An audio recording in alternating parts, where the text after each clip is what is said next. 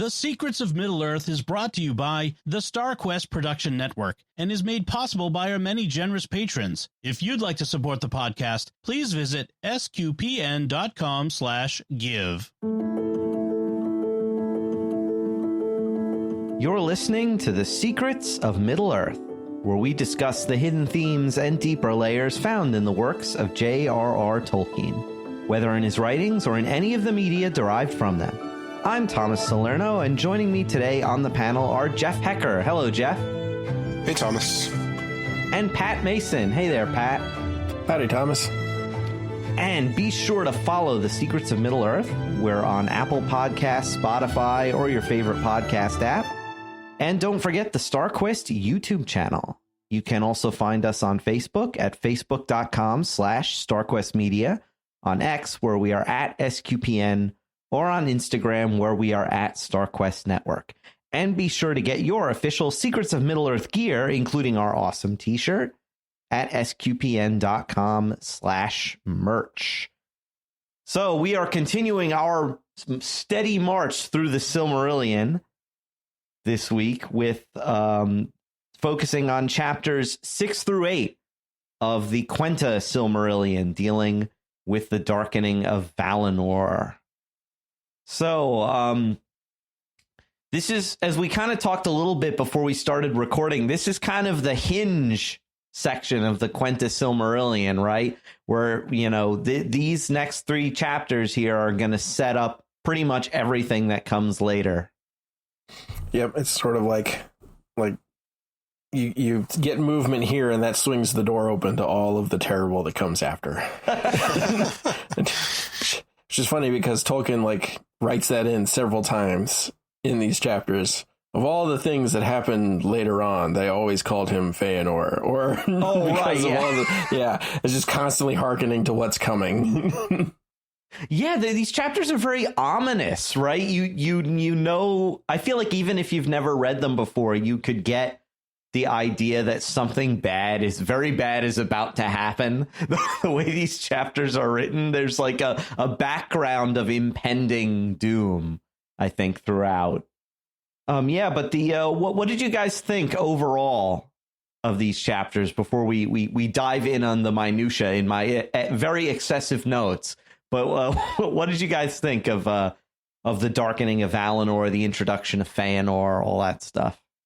Yeah, I mean, these are interesting chapters, and yeah, you get the sense of who Fëanor is, and he doesn't really change throughout the rest of the book, so that he's in. So, you kind of set the tone right away that and it's kind of interesting because I believe the first chapter is of Fëanor and Unchaining of Melkor, so it's kind of linking them intrinsically right away that there's some kind of connection there, or parallel between them. So and then going through the whole and the tragedy of the trees, which for those who haven't read this but have seen Rings of Power, we actually kind of see a little bit of a version of when the trees that die in Valinor at the beginning of I believe it's in the first episode, in like the prologue. Yeah, the prologue. Yeah, you don't see a spider come and drink the trees dry or anything like that. That'd probably be pretty gross on screen, but you see, yeah, so it's going back to that, which is, it's cool that we're kind of like getting to that in here. So but yeah, these are interesting, but definitely like sad and foreboding chapters, for sure. What about you, Pat? You have any opening thoughts? This is one of the few times Mandos actually talks before the bad thing happens. Yeah. So I always have to note that, because it's very clear that this is supposed to be a super important set of events. And it's interesting because it kind of, I would call this kind of the transition chapters between what Tolkien tends to do with the Silmarillion, or I've seen, is that you get a chapter that explains the thing, whatever the thing is, and then a chapter that actually goes about what's happening in time. And so we have the chapter that sort of explains Fëanor, and then we get the chapter that sort of explains what he was doing. And then you sort of build from that into the actual events of the Quenta Silmarillion. that kind of start with the darkening of Valinor. It's just like, this is a thing that is now happening, and we're no longer really explaining a lot of stuff because we finally explained who all the characters were. Not that you'll remember them all. I'm gonna flip back several chapters. Who was this guy and why is he important again? But why do so many people's names start with F? It's so confusing. Yes. Finway, Fingolfin, Fëanor, Fëanor. I'm like, what? Okay. Yes. Why? And why does everybody have to have at least, at a minimum, 2 names? 2 names, yeah. It's like, oh, her name was Marieth, and they also called her Laladan for some other reason. I'm like, why? Why do they have to call her that? Why couldn't they just call her by her name? I mean, like in reading Tolkien's letters, he mentions several times how he's in love with both the major Elven languages that he created. So I'm pretty sure he's like, I've got to invent names for them in both languages, and I'm like why? but why? No, it's great. We get all these great names, and even Fëanor himself. We often forget that he has that. That's kind of the name his mom gives him, which we can, I guess, just jump right in. Then the first chapter we're dealing with is of Fëanor and the Unchaining of Melkor, as you mentioned, Jeff. And it says pretty much right off the bat that we're at what's called the noontime of the Blessed Realm. So the elves have already moved to Valinor, or the Eldar, rather, and they're living in bliss. Essentially, it's like this Eden state. And you have one of the I think Fëanor's dad, right? He's one of the original. He was the original leader of the Noldor, right? He was one of the 3 leaders that went over originally. Right, so Finwë, and his wife gives birth to a son who is Cúru Finwë. But he's also Fëanor. Yeah. Which means Fëanor meaning spirit of fire, because his mother is a very interesting story. She kind of dies, quote unquote, even though elves aren't supposed to die naturally. Giving birth to her son kind of consumes all her life force or something like that. And she calls him the spirit of fire. And she essentially dies of weariness. And there's that first bringing of kind of sorrow to Valinor, even through Fëanor's very birth, brings sorrow to Valinor. That should have been a red flag. Yeah. Because you have that line where Finwë is it's the only sorrow in Aman. Right, yeah. Out of everybody there, he's the only one who can't be happy. Because his wife Miriel, which is a name we'll see later, right? Because that's also the name of one of the queens of Númenor. From if you've seen the Rings of Power, right? There's a character called Miriel. So we'll see that name later. But this is an elf, Fëanor's mother. Yeah, it says I wrote down that she dies after giving birth from weariness. She goes to the gardens of Lorien, and her spirit passes to the halls of Mandos, but she refuses to reincarnate. So that's interesting. She just stays in the halls of Mandos, because normally an elf, after a certain period of time, would come back. But so that there's that initial bringing of kind of that first inkling that something is not exactly right. But Fëanor himself becomes a student of Aule, the smith, and he's called the most subtle in mind of all the Noldor, who are kind of the most creative of the elves in terms of crafting stuff. And I just think it's interesting that of Tolkien's major villains, and if you want to call Fëanor a villain, he's not, a dark lord or anything, but he is still a character who does a lot of evil stuff. There's this connection between evil characters like Sauron, Saruman, and Fëanor, and that desire to craft things that are their own. They become obsessed with the works of their hands. What do you guys think of that theme?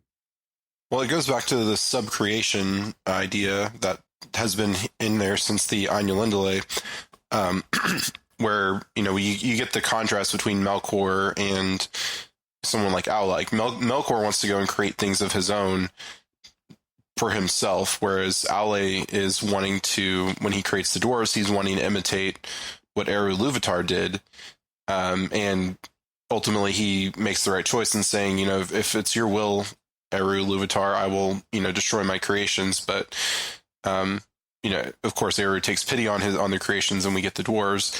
Whereas Melkor, who couldn't really create anything, he had to kind of twist things in order to, you know, make the orcs and, you know, other things like that. He doesn't really make anything of his own. He tries to subcreate, but he's not really subcreating. He's kind of like trying to usurp the creator. And that's kind of what, you know, like what Sauron and the others of these, you know, villainous people do, is they create things for themselves versus creating things for, you know, for the good of the world or the good of, you know, their people or whatever. Yeah, I find that it's sort of an interesting, I would almost say like third path, because you have like creation, you know, we have the Smith God creating kind of under Iluvatar, you know, and in compliance with Iluvatar's will, but not, he creates not just for his own sake, but for the sake of anybody. And really he delights in the creation itself, not so much necessarily the created thing. Right. And you have Melkor on the other hand, who is envious and jealous of the other creation and seeks to tear it down. And that's kind of his whole theme throughout so far. You know, once we get on Arda, he's taking the form of a mountain and destroying the works, or he's tearing down the lights, the towers with the lights. He's always in the process of destroying somebody else's creation, or the one that really takes off with Iluvatar, which is the creation of the orcs, you know, from the elves. And then we have kind of Fëanor in the middle, who he's not seeking to downplay anybody else's works. He's not seeking to twist them or destroy them. He's seeking to do like the best possible thing, but he's doing it all for himself. And he's very jealous of that, of the things he makes. You know, almost to the point where I would rather destroy it than have somebody else have it.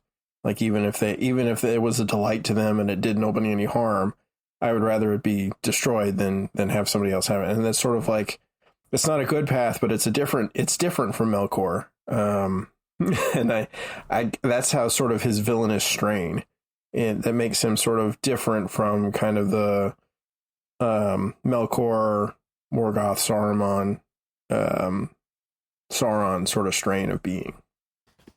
Yeah, at least right here at this part, he's more of a bully and jerk than he is like an evil guy. Like, Yes. Yeah, we can argue about if he becomes evil later. Yeah, but he hasn't committed atrocities yet. no, But nope. He's starting down that path.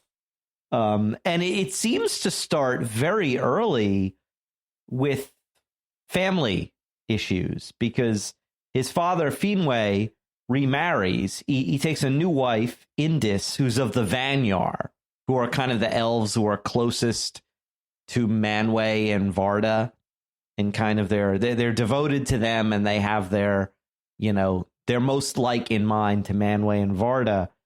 And it says like the shadow of his first wife did not depart from him, so he's still pining for his first wife, and he loves Fëanor more than the sons he has by his second wife, and those sons are Fingolfin and Finarfin. So out of his three sons, he has a preference for Fëanor, which is interesting, because if you could see him very reasonably wanting to shun Fëanor, like, or blame him for Muriel's death, but he does not. Instead, he kind of holds on to Fëanor as like the last, you know, as kind of a piece of Muriel that he can hold on to. Yeah, and I think, I could be wrong, but I think in Elvish, you know, in Tolkien's Elvish culture, the elves don't typically remarry if one of their spouses dies, I don't think, because there's the idea that you're going to be reunited in, either in the halls of Mandos or, somewhere down the road, you'll be, reincarnated together. So, but his first wife obviously didn't. So it's a very odd situation that he chose to remarry because, for the one, his wife isn't coming back in any way. And then for two, instead of, living as a widower, he chooses to remarry and, cause more problems the more problems result, but also good things result from his other children. So.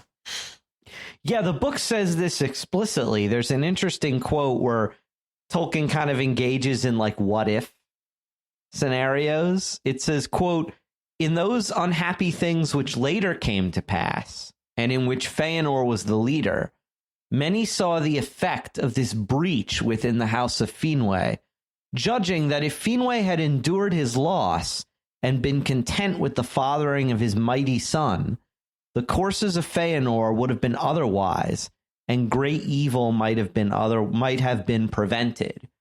But like you say, Jeff, they also then say, but then the great deeds of Fingolfin and Finarfin would not have come to pass either. So there's this interesting kind of tension in this what if scenario. Yeah, I like how it ends. It's like, and the Eldar would have been lesser for it. Right. Like, yeah. And you're just like, well, that's a pretty strong statement.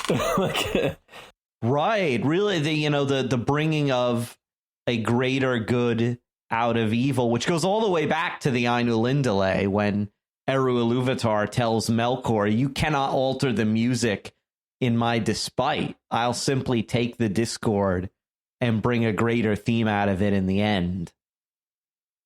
So you can see how the Ainu Lindale, like, I guess some people skip it, but it is super important because the ripples of it are throughout the entire Silmarillion. Yeah, because we find out that Galadriel is of the Noldor, so she's one of the greatest elves in all of history, and she came from I forget which exactly her lineage is, but she's from I believe she's one of the other sons. Finarfin. Okay, yeah, Finarfin, yeah. So, and then his brother, Finrod is her brother, and he also does a lot of great things. So, yeah, it's unfortunate what happens to his, Fëanor's mom, but it's also we get the good out of with those other, what becomes later. So to kind of make up for some of the Fëanor stuff. Oh, and like with Galadriel, that was actually one of my favorite like geek out moments of Rings of Power is when she's in the Númenórean courtroom and she says her lineage. "I'm Galadriel of the Noldor, daughter of the Golden House of Finarfin." And I'm like, yeah, like, it was like that was just a geek out moment for me. Yeah, and she has we'll get to it later, but she has an interesting relationship with Fëanor too. That's right. Yeah. I think it's in the next chapter after this that it comes up. But yeah, so we see this like slow, like there are these warning signs that things are not quite right.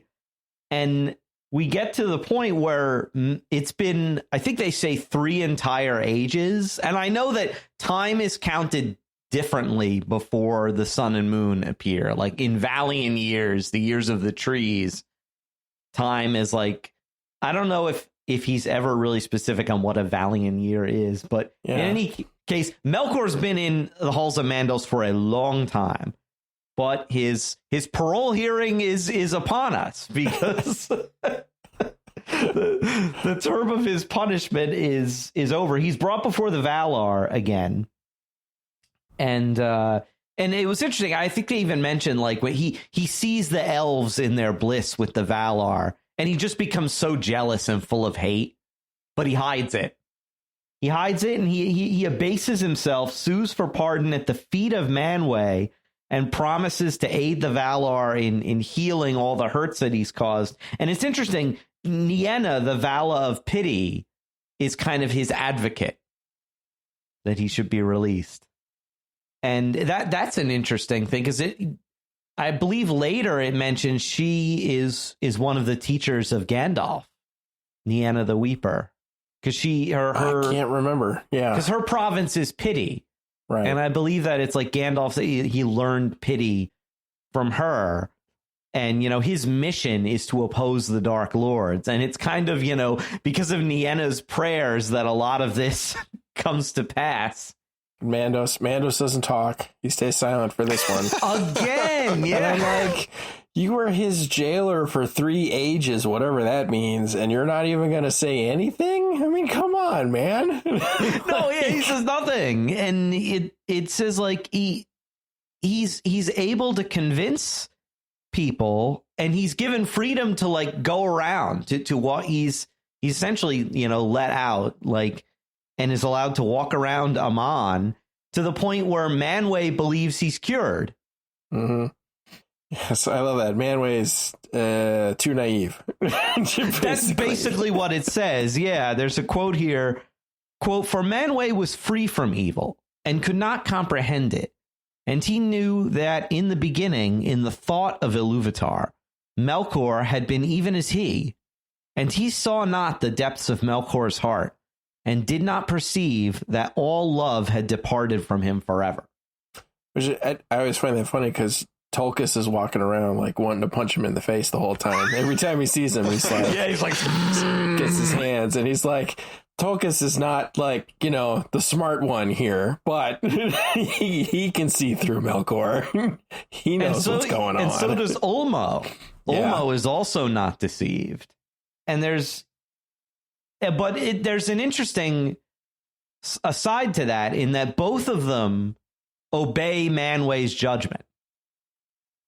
It's like you said, Tolkis is like, cracking his knuckles whenever he sees Melkor walk by, but he never does anything.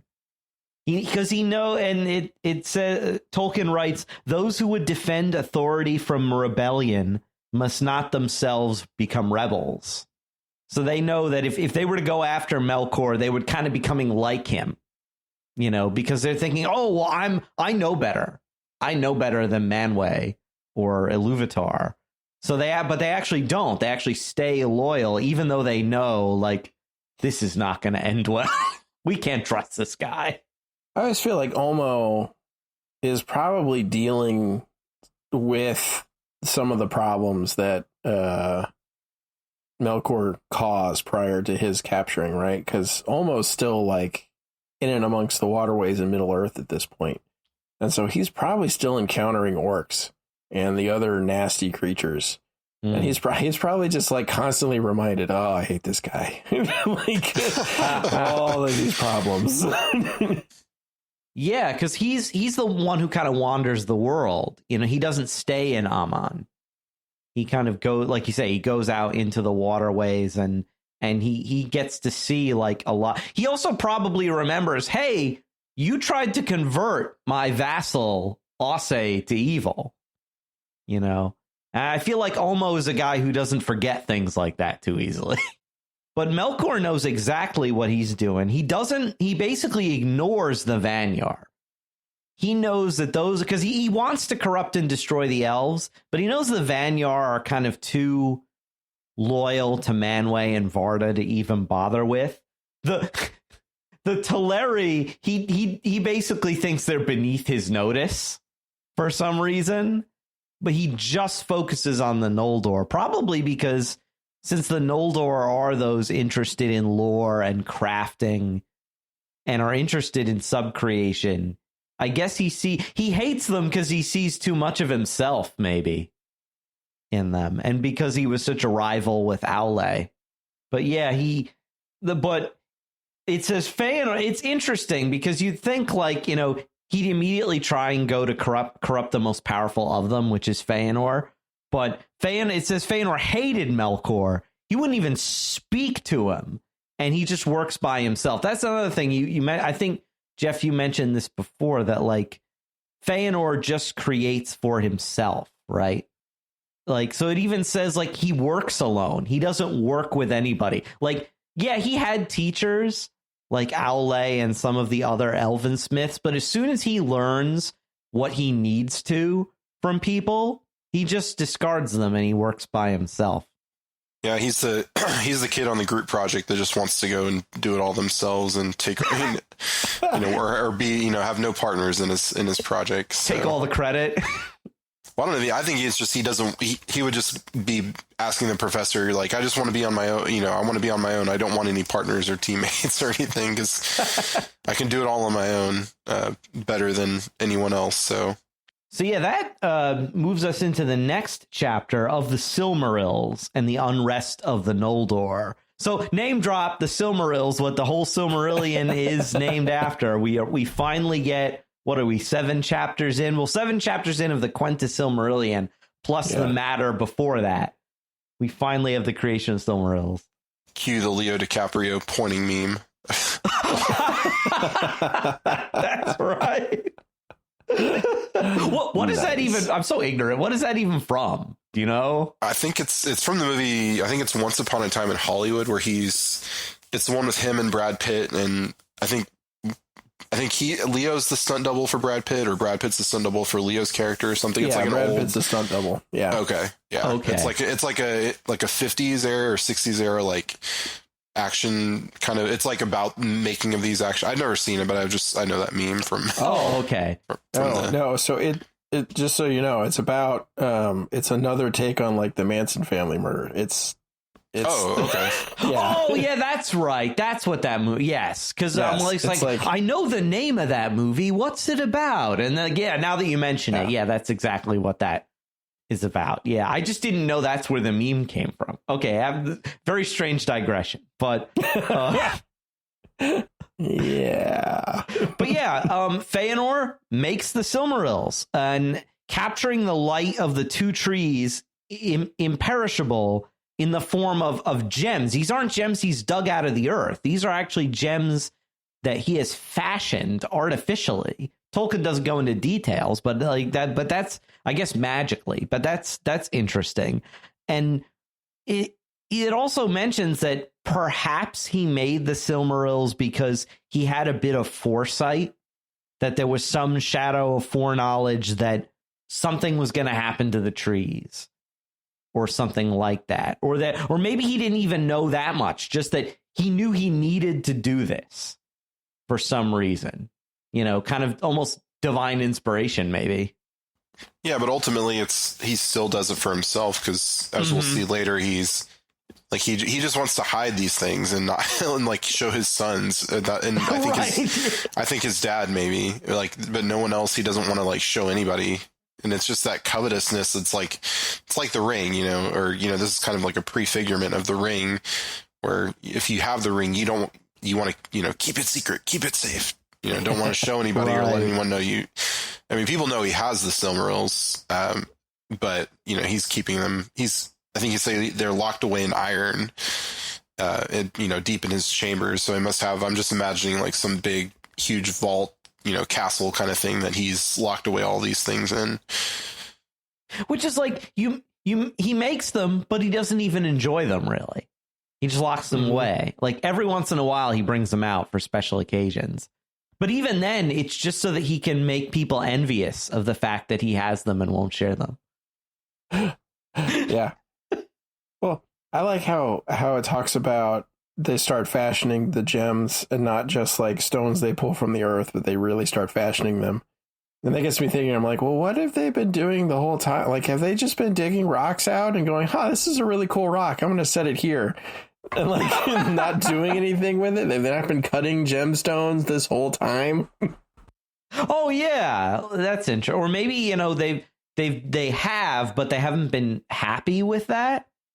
And they figure, well, if we can just create gems magically, maybe they'll be more perfect than, because I guess a gem, I don't really know much about this, but I would assume that like a gem is only as good as like the initial rough stone, of what you can make out of it from the initial rough stone.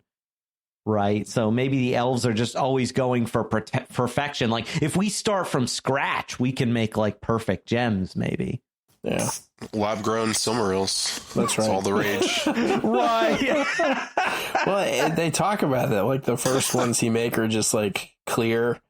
But then if you put them in starlight, they reflect the starlight, like the Just like even the small stuff he makes is crazy awesome. And then he makes these Silmarils. Yeah, and it says like the Silmarils shine of their own. Not only do they reflect outside light, but they shine with an inner light and like pulse, almost like if they're alive. Like they have some kind of inner essence. They almost like have a soul of some kind because I guess because the two trees themselves are alive. And I guess it's not even so much that they just capture a bit of the tree's light. It's almost like they capture some of their life force. At least that's how I took it. Yeah, it's unclear exactly how that works. And I mean, that's, any actual explanation would fall short of what you can imagine. So right, you just get midi-chlorians. Yeah. If you try to explain it.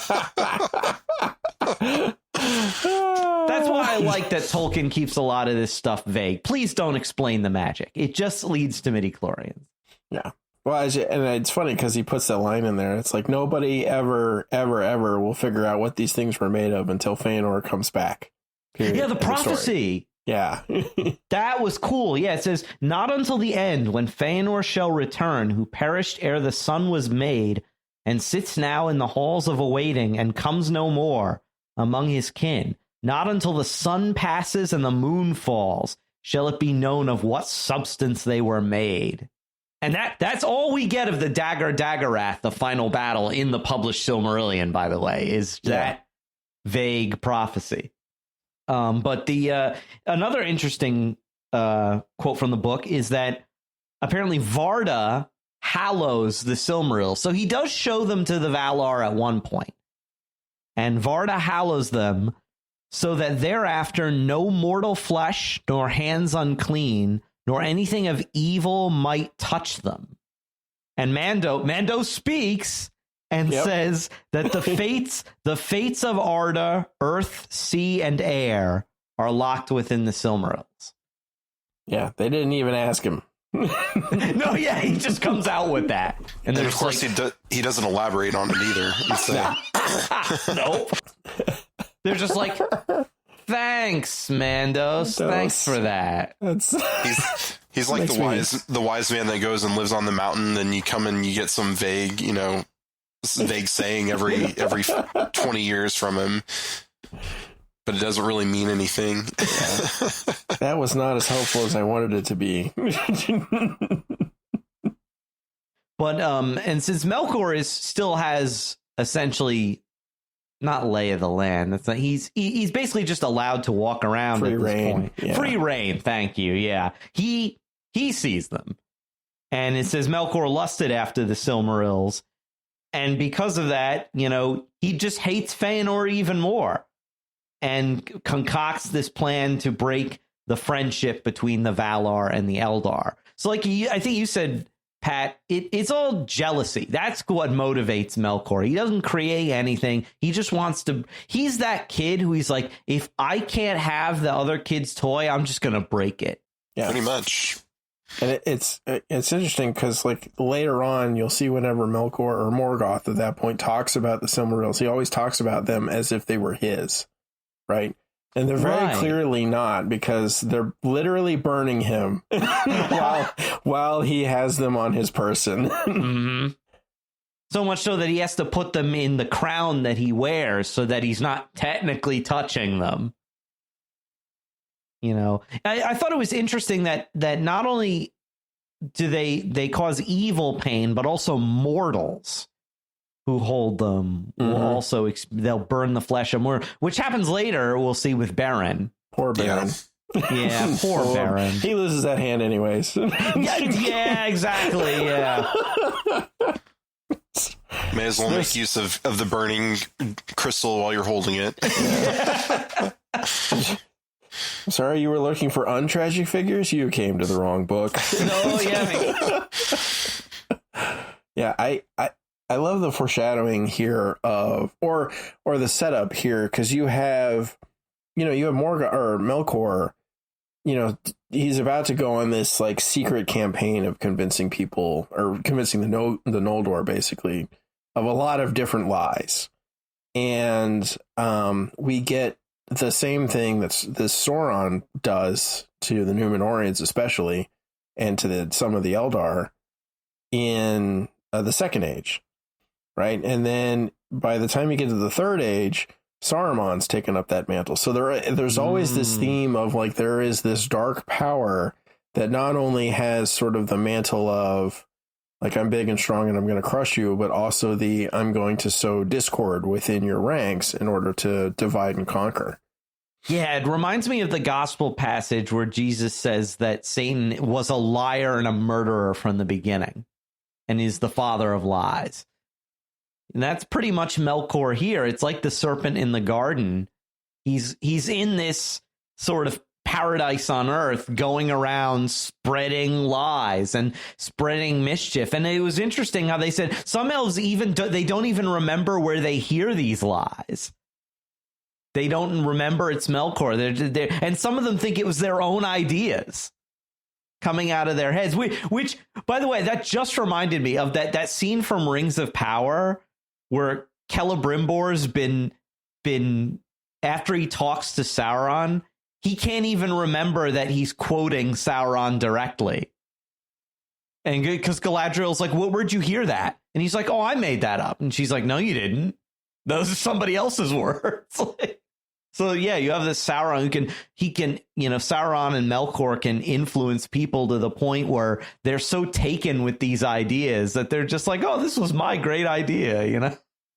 Well, they say he can shapeshift like the other Valar. He can change forms, so he could be just going around and, he could be impersonating some of the elves, your friend tells you something or whatever and doing it that way. But it could also be, like when they're asleep. Well, I guess I don't think elves sleep the same way like humans sleep. I think they kind of go into like this like lucid dreaming type of thing. I could be wrong there. They meditate very deeply. Yeah. And he could be just going over there and, being a shadow that goes and starts whispering to them while they're doing that. And that influences them to stop, to believe those lies.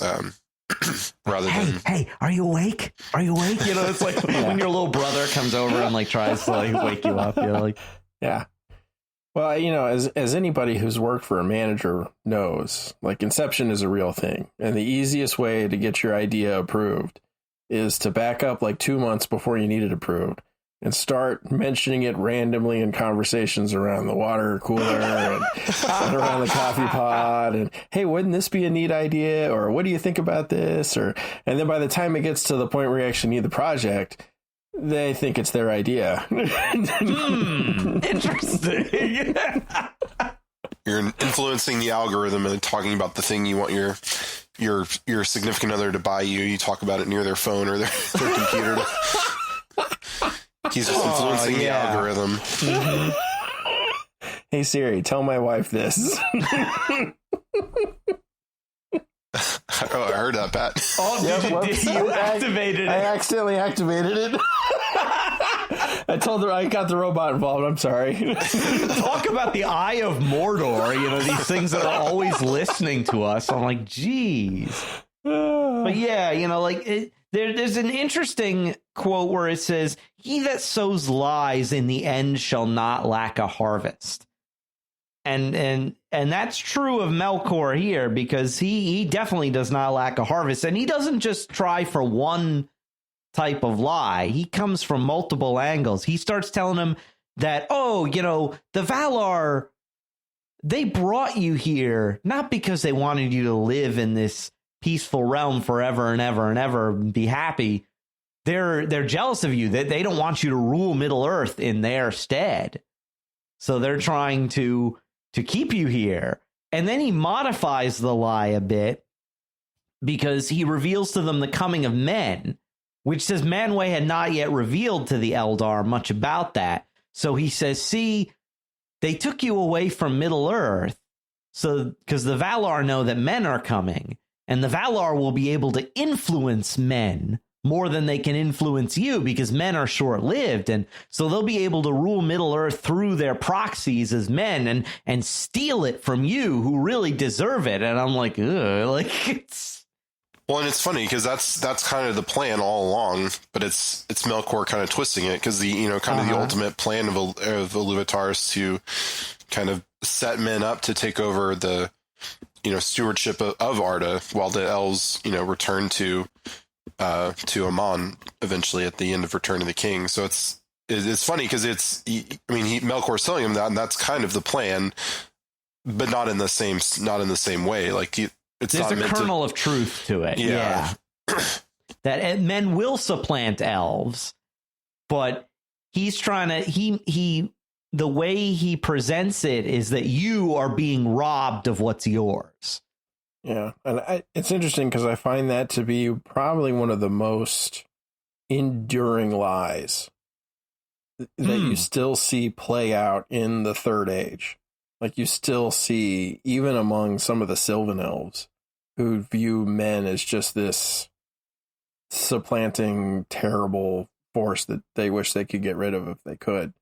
But you definitely see that in the Second Age with the Noldor. Or sorry, yeah, in the First and Second Age when the Noldor come over and they start, taking over. There are the three tribes of men, the Edain, who they kind of adopt. But even they're sort of disdained by some of the more fickle or Fae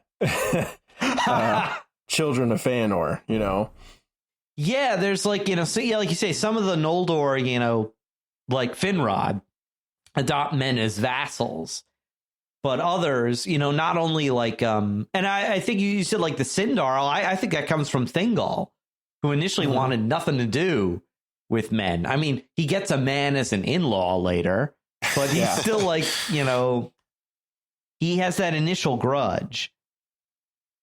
But I think that's why, this is why Melkor's lie is so effective, is that it contains enough truth for it to be reasonable, because if he just completely made it up, they probably would have been able to see right through it.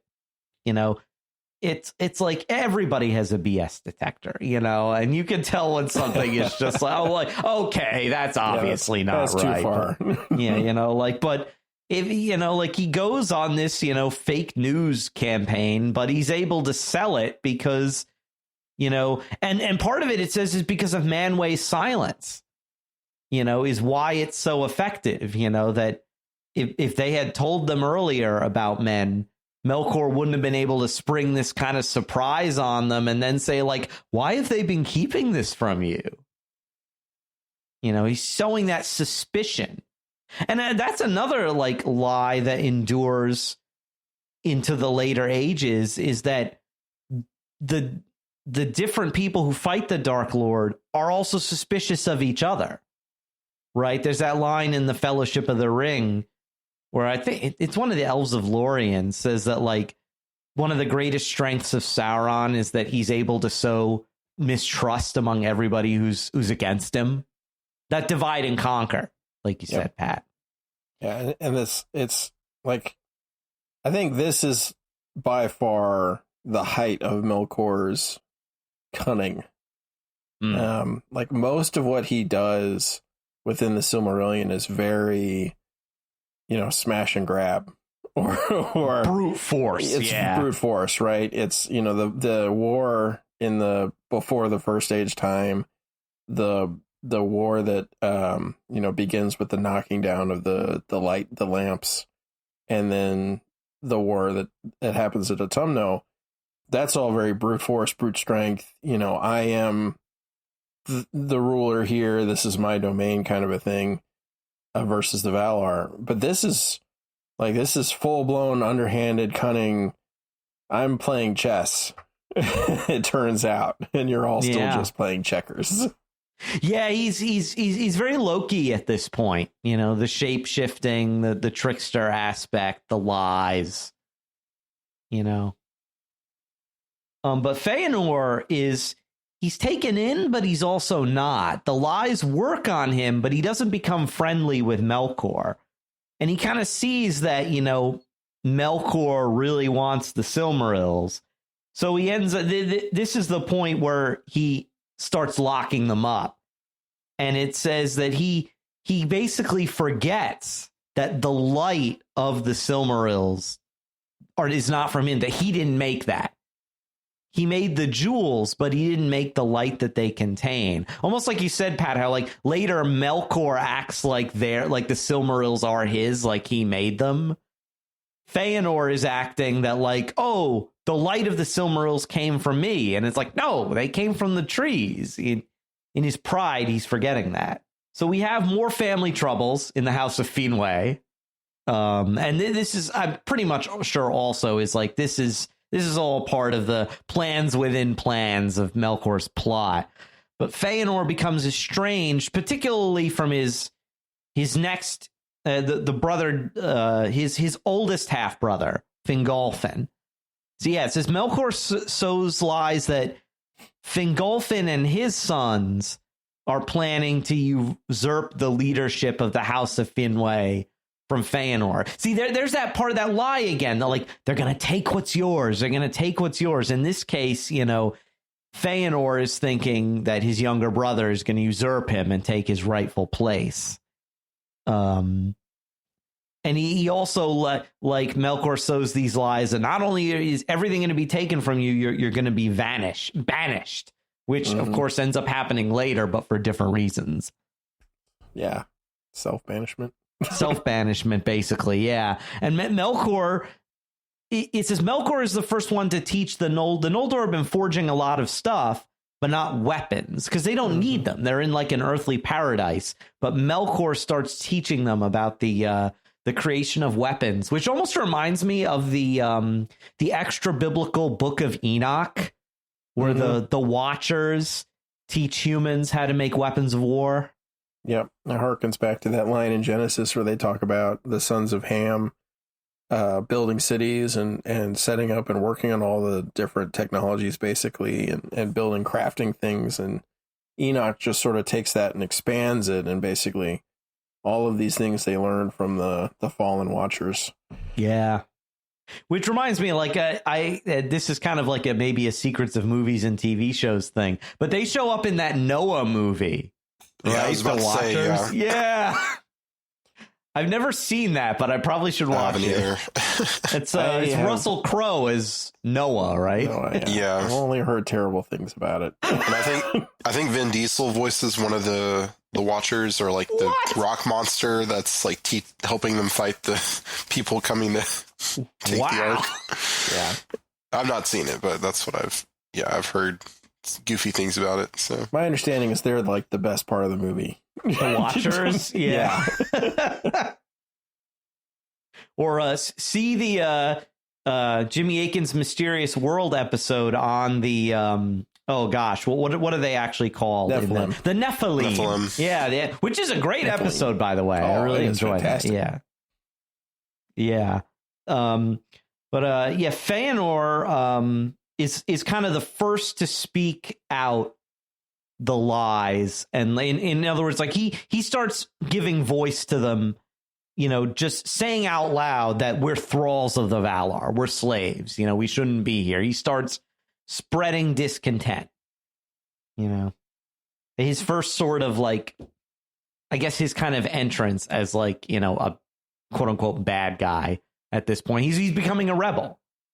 So Finwë's troubled by this. The chief of this particular house, Fëanor, and Fingolfin and Finarfin's father, Finwë, he calls a council, and this is where a lot of the family drama comes to a head.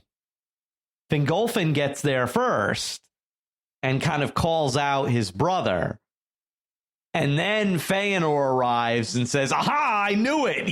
You're trying to take my place. And it's just this huge misunderstanding. Very effective scene, though. I feel like if this were in a show and done well, this would be a very dramatic scene. Yeah, I mean, Fëanor shows up fully armed, in armor. Yep. Mm-hmm. Like, and I could imagine everybody going, okay, what just happened here? Like everybody else is probably dressed in clothes. Mm-hmm. Yeah, they say he's got a helmet with a giant plume on it, like a giant bird feather or whatnot, but he's got a shield and a sword, and he unsheathes the sword and points it at his brother and tells him, know your place. He tells him, but like but Fingolfin just I like what Fingolfin does. He refuses to engage in this. He's just he doesn't say anything. Like, he knows he's being misunderstood because Fëanor accuses him of trying to, usurp his place in front of his father. But Fingolfin doesn't give in to Fëanor's goading of him, to start something. But yeah, then Fëanor, the Valar hear of this, obviously, and Fëanor is summoned for a trial by the Valar, and finally, Mandos, speak up. Okay, yeah. The Doom, he's as the Doomsman, he basically gives Fëanor his sentence. What is it again? Fëanor is banished for 12 years from the city of Tirion, which is the Noldor's kind of major city in Valinor. And Fëanor's 7 sons and his father Finwë follow him into banishment. I don't know why Finwë does. He gives a reason, but I'm like, that doesn't wash. I'm like, why are you doing this? I think it's just because he obviously has a preference for Fëanor over his other sons. And Fëanor has the Silmarils, and he wants to go look at them. Probably, yeah. Well, I also think it kind of hints at it, but I think he also feels guilty. Like that this is where my son has ended up. And if he's going to go into exile, then I'm at fault because he's my son. So I'm going to go in exile, and potentially this is an opportunity to work on my son. You know what? Yeah, you're right. Yeah. Except Fëanor is Fëanor, so good luck with that. Exactly. I love how they put it. Like he wouldn't take literally anybody's advice except for his wife's, and that was for only a short time. That's right. Yeah.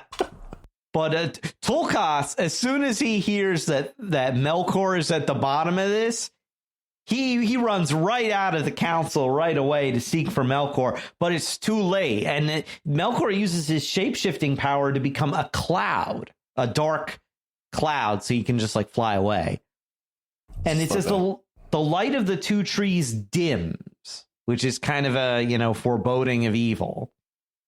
But then Melkor, he escapes as a cloud, but then turns back into his humanoid form again because he goes to Fëanor in his exile and tries to recruit him.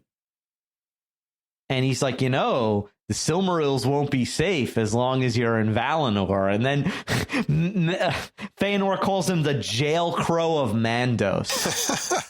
Burn. Yeah, that'd be pretty rough. Like, you think you're the ruler of the world and you get called, like, that guy that doesn't even talk. You're, like, lower than him. You're the mouth of Mandos. Yeah. Oh, like the mouth of Saria. But yeah, and so the chapter ends with Melkor departing in wrath as in the form of a thundercloud. And that leads us into our final chapter for this evening, The Darkening of Valinor, where Melkor, where he's actually going. I think I forgot to write down the name of this place. Oh, where Ungoliant lives? Yeah, it's part of the mountains of Valinor, but it's got its own name. But it's in the south. The Valar think Melkor has gone north because that's where his old stronghold is. But they search for him there and don't find him because he knew that they were going to search for him in the north. So he ends up going down south and he finds Ungoliant in this like cleft in the mountains. But I can't remember what it's called. Avathar. Okay. But yeah, it says it's the place where the shadows are thickest in the world. Because remember, at this time, there's no sun and moon. Only the 2 trees are providing light. And their light only reaches the outside world through that one pass, the Calicurian, through the mountains of Valinor. So there's this one spot in those mountains where the gloom is darkest. And that's where you've got Ungoliant. And, readers of The Lord of the Rings should know that Ungoliant is the mother of all of the giant spiders, including Shelob. So yeah, Ungoliant is the progenitrix of all the giant spiders. And what she is left deliberately vague. I think most people just assume she's another Maya. Yeah, I think that's what she would have to be, because she's not just an animal, like she's a conscious being. So I think, I think like she's like a Balrog basically, except she for one reason or another turned into a spider and chose that form, or maybe she was always a spider but was not like quite as evil and dark and hungry as she ends up being. But yeah, I like how you have the legends of the Eldar about what she is or where she came from, like that she was born of the darkness outside of the world, or that she was born of the shadows itself, and you're kind of like, okay, well, objectively we're thinking no, but like I always like how Tolkien does that. He gives 4 or 5 possible answers and said, well, this, I'm not making this place up. I'm a historian and I'm just taking notes here. I'm just the recorder. Yeah, that's right. Yeah. Well, it kind of makes sense too because of what Ungoliant does to the trees. Like she's like, along with Melkor, is like the worst thing that the second worst thing that ever happened to them, because she killed the trees. So she's kind of like this huge figure in their mythology. So even if the elves, like, who weren't there, they've heard of Ungoliant, and they probably can't have ghost stories of her and what she did, around their campfires and stuff. Yeah. Yeah, I like the idea of her as like essentially a Lovecraftian horror from the outer darkness, Yeah, I kind of like that too, to be honest. Like she's there. What is she? That, we just don't bother her. Yeah, but what is she? That, let's do something else. It does mention that even if she did work for Melkor at one point, she basically disowned him and set up on her own, because she's not really interested in fighting wars and whatnot and trying to conquer the world. It says she just wants to consume all things to feed her emptiness. Again, very Lovecraftian here. She's this kind of like black hole of like not just light, but she just consumes everything around her. Yeah, I kind of, in my mind, she's sort of like the personification of hunger and consumption. Which, by themselves, like hunger as a natural process by which we realize we have to eat food to keep ourselves alive, right? So it's not a bad thing, but it's one of those things that lies so close to temptation that it can easily become a means in and of itself. So, like gluttony, effectively. So she is, maybe when she was first made, she was like the personification of like hunger in kind of a good way, and then now she's just effectively gluttony. Yeah, gluttony to the point where like when she consumes too much light, she vomits it back up as this stuff called the unlight, where it's not darkness, which is just the absence of light. It's a physical thing called the unlight that you can touch and feel. Ugh. Well, that's how we get dark matter. That explains it. She creates dark matter. She created dark matter. That's what her webs are. They're dark matter. Yeah. Yeah. No, it's interesting, because eventually what we hear about her is like she kind of goes off to, after what we'll talk about in a minute, but she goes off to essentially like the tales say that she's just somewhere consumed with hunger and like nothing will ever satisfy it. She eats herself in the end, it says. Yeah. Ugh. It's gross.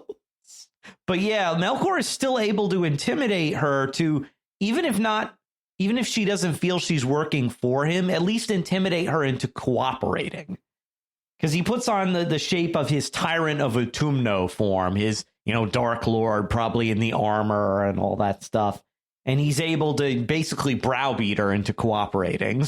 Because I don't think she wants to leave her little nest where she is. But he's like, but he promises her, you'll have this unquenchable, light that you'll be able to consume. So what does he say? Like, I'll give everything to you in both hands. With he both says, hands, right? Which will That will come into play later. Yeah, it will. To his detriment.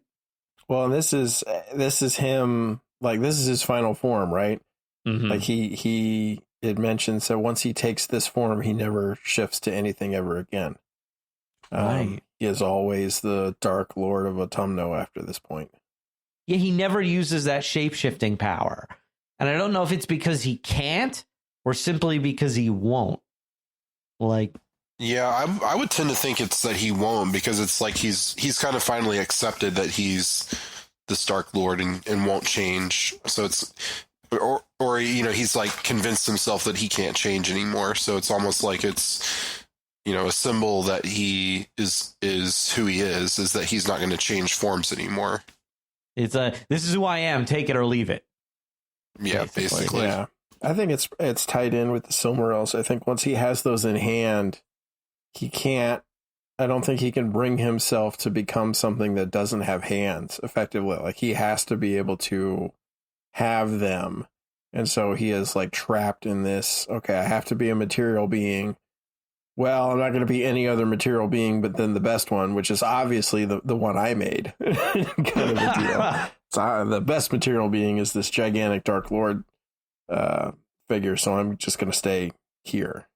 So yeah, they end up sneaking back into Valinor properly. They're very sneaky. They choose a time of feast, which is a kind of a holiday to praise Eru Iluvatar for the gathering of first fruits. And that conjures up the biblical image of the giving up first fruits, offering first fruits as a sacrifice to God in the Old Testament. But yeah, Manwë declares, and not only is it's not going to be just the normal feast of first fruits, but we're also going to use the feast to heal the rift that's arisen among the Noldor. So Fëanor, even though he's technically been exiled, and I think his term of exile is still in place, he's ordered to come to the feast so he can reconcile with his brothers. Only he goes. His kids and Finwë don't. Right. Which I thought was real. I guess it kind of makes sense, especially the more we learn about Fëanor's children. But it didn't make sense to me why Finwë would stay back. I kind of felt like that didn't make any sense to me, because this is like, the reconciliation of his son along with both his sons, right? This is I am restoring my house to order. I can retake my mantle, all of that stuff. But he's not there, and that always struck me as very odd. I'm not sure why Tolkien decided to do that. Well, it could be just as a security thing of, keep someone guarding the Silmarils. Because Fëanor can't be there, Finwë is the next best thing, I guess. That's could be one reason. Yeah, and you're right, Pat. The reason he gives, which is like, oh, well, as long as Fëanor remains banished, I'm unkinged, he says. And I'm like, what? Why? Yeah. Like, I didn't understand that. But you have the reconciliation scene. And it says, at least in word, Fëanor deigns to be reconciled with Fingolfin. It's never clear whether he means it. But Fingolfin tells Fëanor, half-brother in blood, full brother in heart shall I be. Thou shalt lead, and I will follow. May no new grief divide us. Foreshadowing. Yeah, I'm like, you're going to regret those. Fëanor's going to make you eat those words. Poorly. Yeah. You see Commandos off in the corner. You have chosen poorly. And at the very hour of them reconciling, Melkor and Ungoliant shows up. Melkor spears both of the trees with this giant black spear, and it says like the sap flows out like their lifeblood, and Ungoliant laps it up. Just gross. It's a very gross scene. Gruesome scene, yes. You're thinking about talking about two trees dying, right? Trees, right? But no, very gruesome. Very gruesome scene. Right, because you can imagine them just like withering and becoming all like, and in the house I grew up in, we used to have a cherry tree in the front yard. And at one point it became ill. And it sort of I imagined it kind of looking the way this was, where it's like its sides had actually started to split open. And the goopy sap was like constantly oozing out of these gaping like wounds that were opening up on the side of the tree. So I always imagine that's kind of what we've got going on here. It wasn't pleasant looking. We eventually took that tree down, but because there was no saving it. But yeah, and as much as as Ungoliant is lapping up the light of the trees, she also sucks up all of those vats of shining light that Varda used to create the stars. So there's no satiating Ungoliant. I mean, she's hunger personified and just belches out all of these dark fumes, which it described. The description is great. It says, like, more than the loss of light, a darkness that seemed not lack, but a thing with being of its own, for it was indeed made by malice out of light, and it had power to pierce the eye and to enter heart and mind and strangle the very will. Reminds me of the way the darkness of Mordor is described too. Yeah, this gets used in there's another series of books by Terry Pratchett about it's an interesting series, but he uses the same concept. Like, you have darkness, but then you have this real darkness, which is, as far from darkness as light is. And it's this whole other thing that's got its own being and its own kind of terror. And I love it as a concept, as a guy who took far too much mathematics. Is you have, like, the zero line is not the end, right? You've got the negative numbers going on in the other direction. And so you have the positive on the one side, light, and the darkness on the other side. And it's interesting, like, Ungoliant is this, like, in this, like, changing thing that takes the light and turns it into unlight. So she's not just robbing something. Like, she's robbing it and twisting it into the complete opposite of what it was.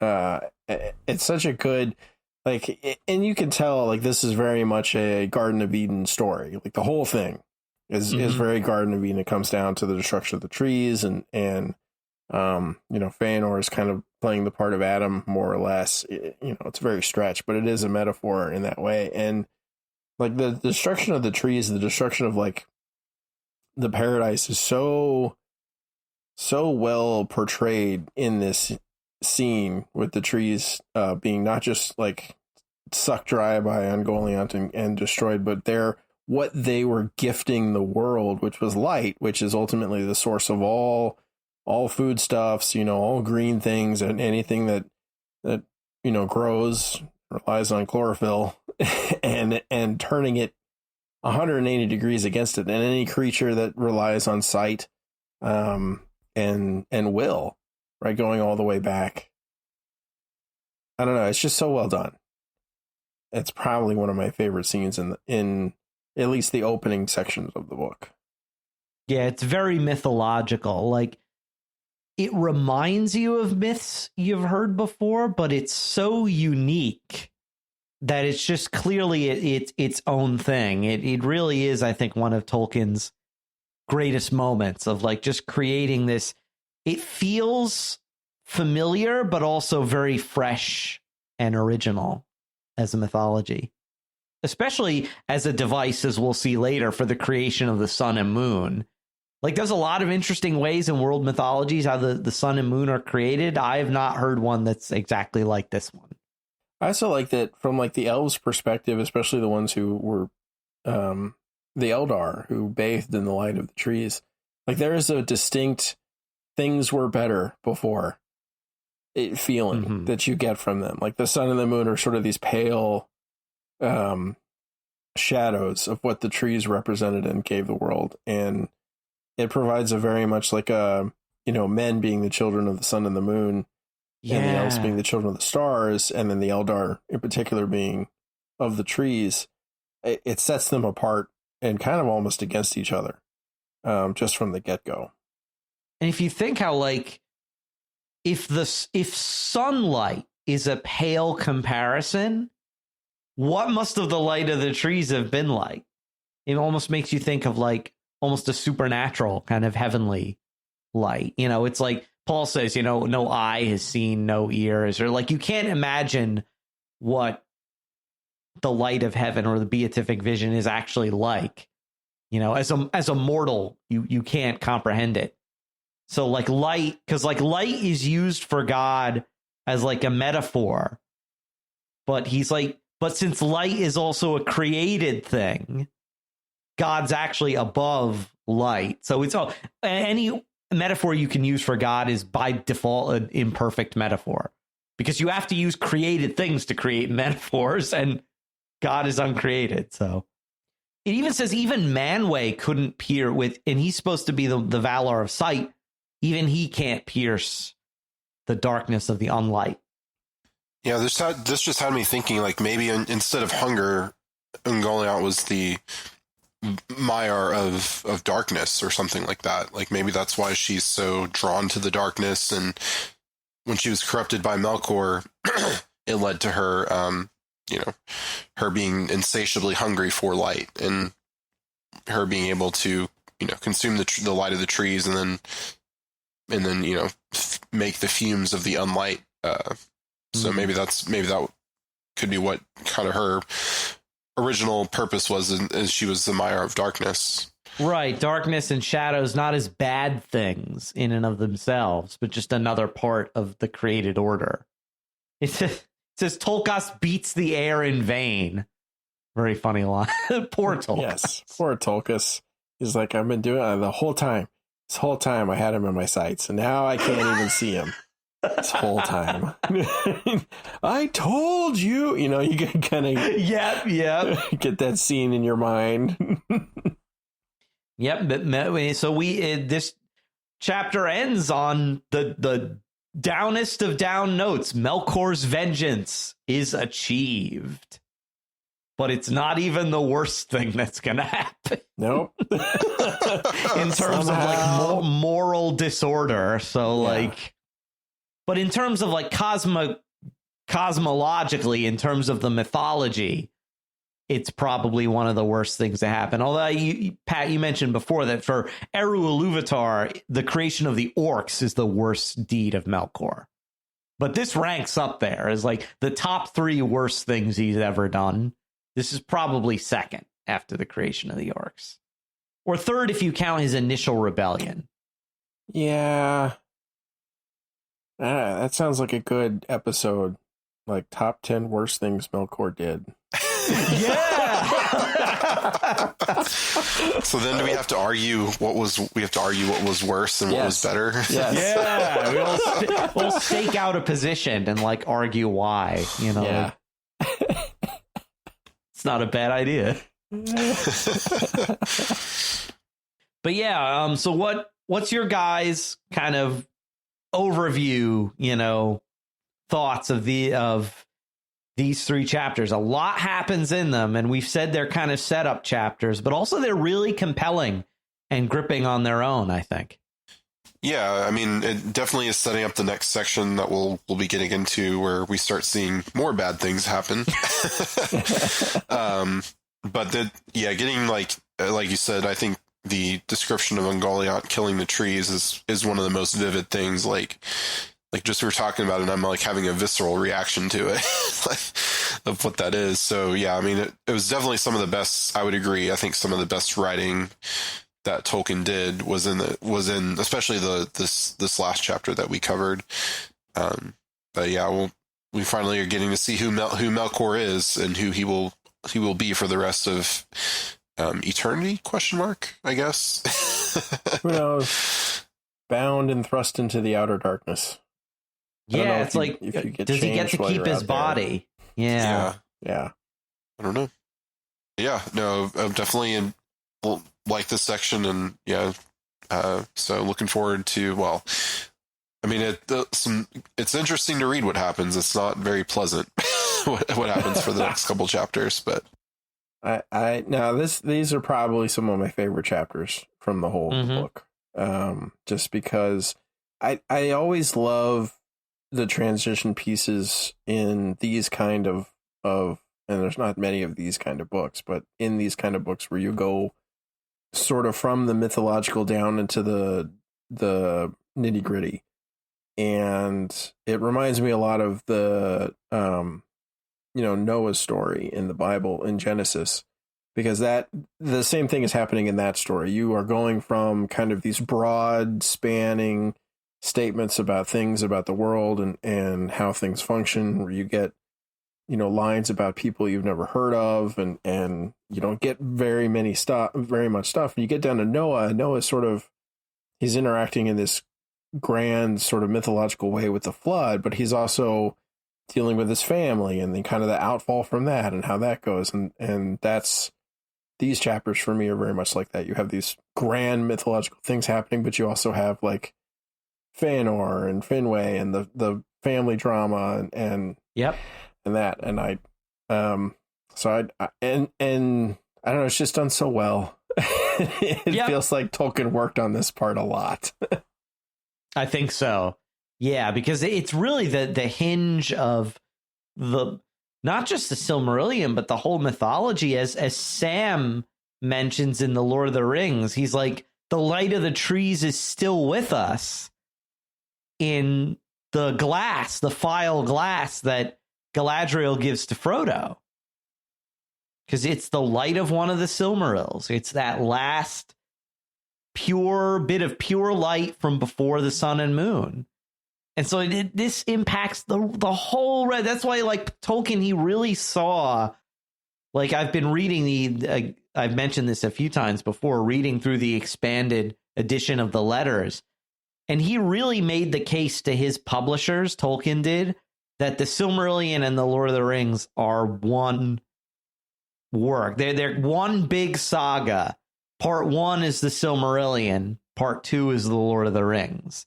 And that it's one big saga of the jewels and the rings, but that they're all, that you can't easily pull them apart. You can tell how well it's done, because like you walk away from this last chapter, and you hate Melkor. Like there's, what he does next, with the Silmarils and all that. Yeah, whatever. But like killing the trees, you're just like, oh, yeah. And knowing later that some of the stuff that comes later is the fruit of his lies, too, that we're going to see, I think next time, the dreadful oath of Fëanor, and how that is all of Melkor's lies kind of coming to fruition. And like they said, he won't lack a harvest, and he didn't. But yeah, that's it for this. Wow, that was a lot. So much goes on in these chapters. It's great. I think the next chapter up is pretty long, so we might end up doing that one on its own, just because there's so much that happens in it. There's a lot to talk about. Yeah. But yeah, before we go, we would like to thank our patrons, including Sean L., Susan R., Trevor W., Rosemary S., and Skipper J. Their generous donations help us to continue to create the Secrets of Middle-earth and all the shows here at StarQuest.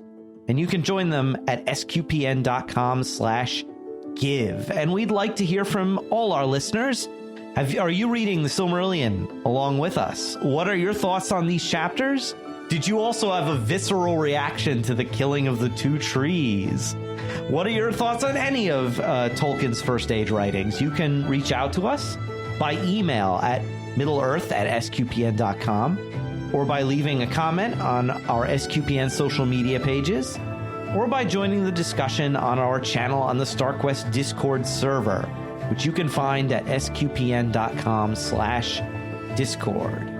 Until next time, Jeff Haecker, thank you for sharing with me the secrets of Middle-earth. Thank you, Thomas.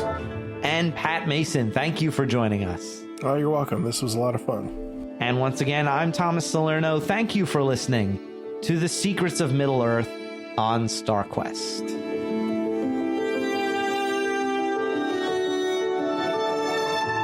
There's another show on the StarQuest Network you're sure to enjoy, The Secrets of Stargate.